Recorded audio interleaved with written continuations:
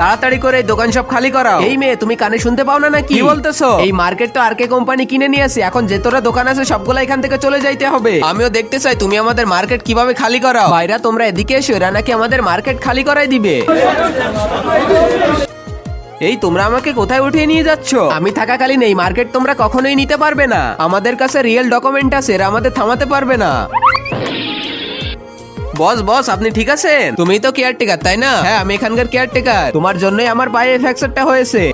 আর আমি যদি জানতাম তোমার কেয়ারটেকার হতে হবে তাহলে আমি কখনোই আসতাম না। আমার চাই না এমন কেয়ারটেকার। বস প্লিজ মানিয়ে নেন, আপনাকে ডবল টাকা দিব আমি। কেয়ারটেকার, আমার ক্ষুধা পেয়েছে, তুমি আমার জন্য খাবার নিয়ে এসো। আমি তোমাকে আপেল নিয়ে আসতে বলতেছি, কে নিয়ে এসো? যেটা নিয়ে এসো ওটাই খাও। তুমি আমার জন্য ডাবের পানি নিয়ে এসো।